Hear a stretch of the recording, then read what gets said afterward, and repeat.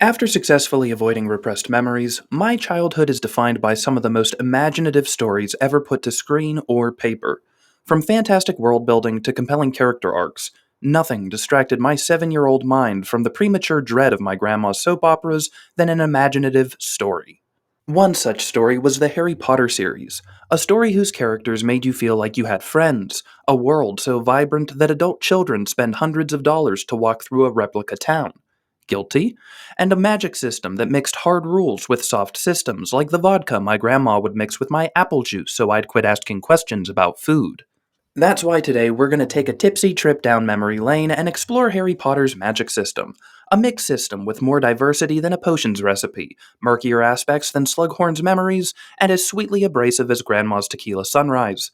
So, let's get started and aloha mora the first secret in writing Rowling's magic system with point number 1. Implementing the full spectra of magic. Now, when I say spectra, I know what a lot of you are thinking about. The Spectra S1 Plus breast pump, and while that does sound magical, it's not our focus for this video. In Harry Potter, the magical spectrum has two axes: the degree to which the details of the magic are explained and cemented, and the ability of the magic user who wields it. So every story reserves the right to be selective with who gets magic. The Lord of the Rings has a handful of magic users. Star Wars has a well-established frat house of laser-pointing wizards. Harry Potter has an entire international community of stick-waving wizards, probably somewhere in the tens of thousands, and yet everybody somehow knows one another. That really comes down to the scope and complexity of your world building. Do you want something small like Wizard City in Adventure Time, or do you want an international theme park with an animatronic fire-breathing dragon? Once you determine who gets magic, let's take a look at the varying levels of skill amongst the users. In Harry Potter, we have the magically flaccid squibs and muggles, our wizards in training like Ron and Hermione, our full-fledged wizards like Snape and McGonagall, and our Barry Bonds knocking it out of the park with a fart or whisper wizards like Dumbledore and Voldemort. What's nice about having this kind of gradient is that it allows your readers to participate in the fundamentals of your magic system as Harry and the gang go through Hogwarts, but it also leaves their minds open to wonder about the extent of the magic system's powers. While we get to watch Ron learn how to get it up, we also get to think about Dumbledore getting it up and what other crazy magic he might be capable of. However, I'm sure as a lot of you know, getting it up is only part of the problem. In creating this skill spectrum, we establish some ambiguity in our magic system, which is good and bad. Think of it like Bertie Bott's every flavored bean. The possibilities are endless, which sounds fun until you get Grandma's bedpan bean. So, early on in a story, we have free range as to the upper limits and powers one wizard can wield. As we press forward through a story and start adding in limitations, we need to determine if those limitations are based on skill, innate ability, laws of magic, or blood flow. Usually, these limitations are going to put your writing into the hard or soft category of magic, but you've never been one for restraints, not since your roommate's girlfriend made you wear that dog collar and watch from the master bathroom. So instead of putting a ball gag on your magic, we're going to look at magic with loose morals, or what I'm just going to call promiscuous magic, which is our second point. Think of this like that time you went to an online business meeting wearing a suit. Only a suit. Part of you is well kept and presentable, while the other part of you can fully appreciate the tease of that oscillating fan under your desk. We are maximizing the utility of our wardrobe, but also increasing unnecessary risk at the offhand chance you get asked to stand up, and your boss gets to see just how excited you are to get promoted. Harry Potter's magic system walked this pantsless fine line remarkably well when we consider the story is over 4,000 pages long. Certain hard magic aspects put Harry and the gang into problem-solving scenarios, while soft aspects left room for fun and spectacle. For example, we know how Horcruxes work by time Harry was going about actively destroying them. We learned the drawbacks of using the Polyjuice potion before it was ever used in the fourth book to deceive us. Even transportation had some pretty steadfast rules when it came to things like the Flu Network or port keys. Hard magic is your suit and tie, predictable and clean-shaven.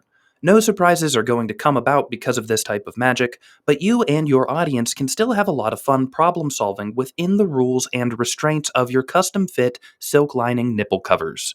But, as any of my ex-would-be girlfriends will tell you, Solving problems and predictability only gets you one thing in a relationship: marriage, a place where magic goes to die. So, how does Harry Potter manage to keep us around for the long haul while also keeping that flame of passion alive?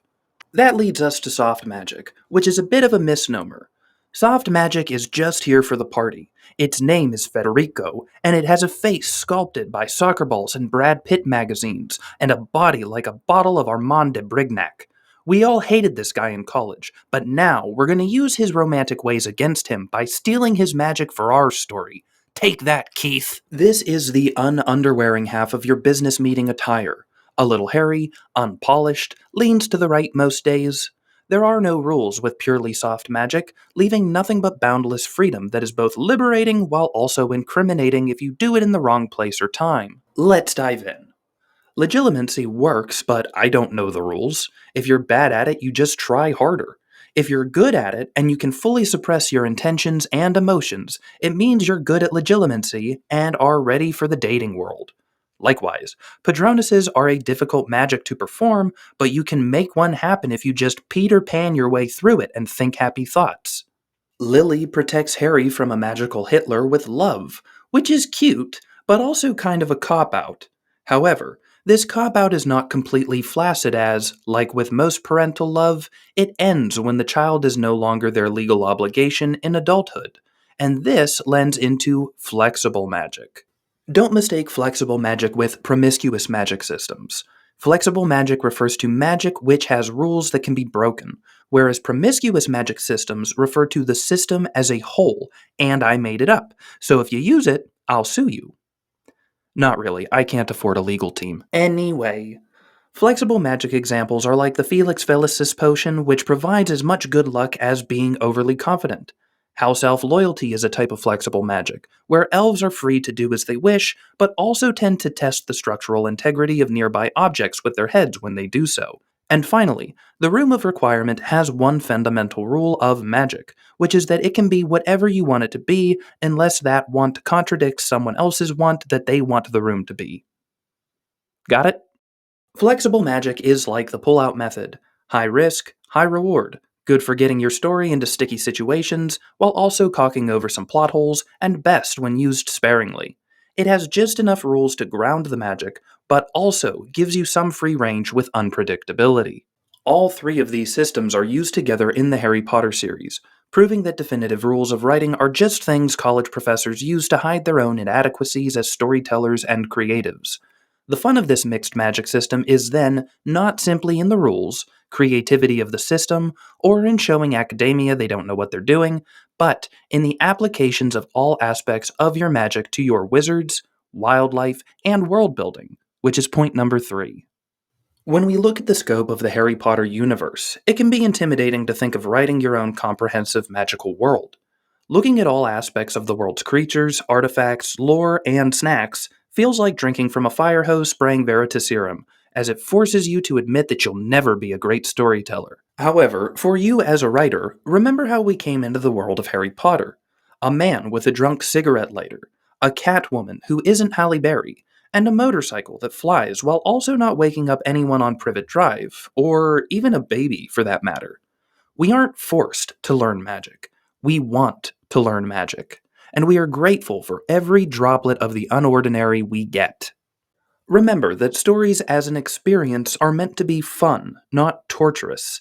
So, you don't want to waterboard your audience with world building and magic laws, even if it's fun information. This is a lot like the weeks leading up to Christmas, or whatever made up story you celebrate in the winter when you were a kid. You'd wait with excitement every day, checking to make sure the chimney worked, that the stockings were hung, that you had your list written, and the excitement just mounts and mounts and mounts with each passing day until, surprise, your dad didn't come this year either, and your mom ate the last bowl of SpaghettiOs, so there's no Christmas dinner. Harry Potter teases us into its world one pig's tail, one pet owl, and one sentient piece of chocolate at a time, getting us highly invested in the quirky aspects of the story world before briefly dunking our giblets into the icy water of hard magic like transfigurations and charms.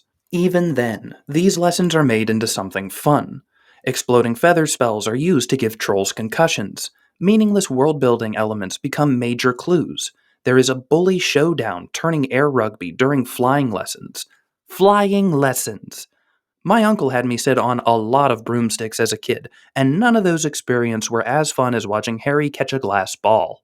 My point is that you can make a world flooded with lore and world building to the point where your audience feels like they're drowning.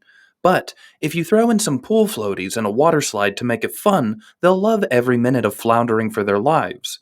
In your own writing, especially if there's a lot of information you want to convey to your audience, make the experience light and fun whenever possible, and use the excitement and curiosity in these simple concepts to fuel interest in your more complex topics. Because if your audience isn't interested in your magic, then you can't successfully apply your magic.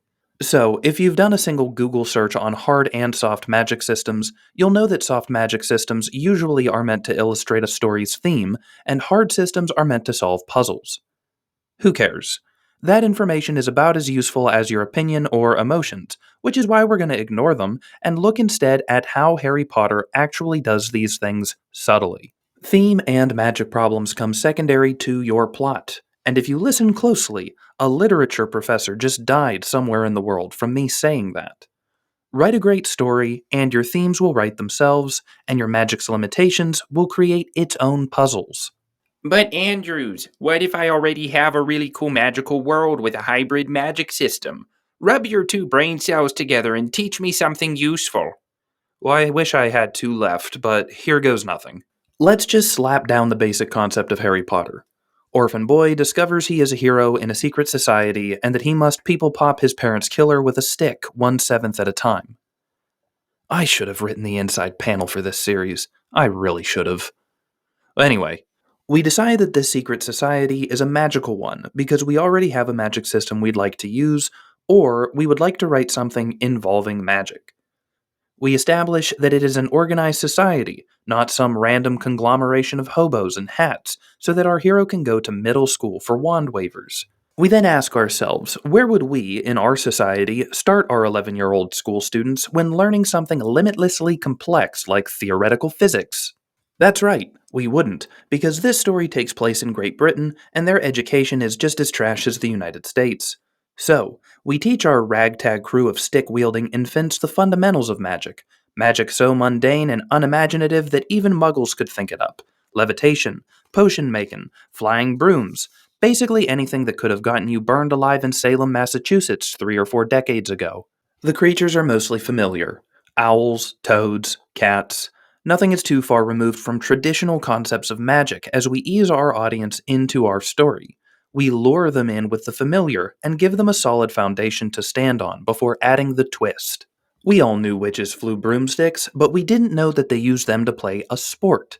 We all knew wizards made potions, but we never cared to ask what they were used for or thought of it like a college chemistry course. But once you acclimate your audience to something magical yet familiar, you can start to ease them into the nuances and build upon your new take on magic, hard, soft, or hybrid. Letting this happen organically is a better feeling than peeing in your boss's pool when he's away on vacation. Nothing is forced, just let it flow. Hell, maybe his maid will even join in before you break into his liquor cabinet and make some magic of your own. But, before you can get lost in the magic of forbidden love, you need to find some common ground, whether that's a familiar approach to wizarding or a mutual hatred of your boss. Thank you guys so much for watching this tutorial on picking up your boss's maid. If you liked this video, share it with some strangers at your local coffee shop, or maybe someone who writes.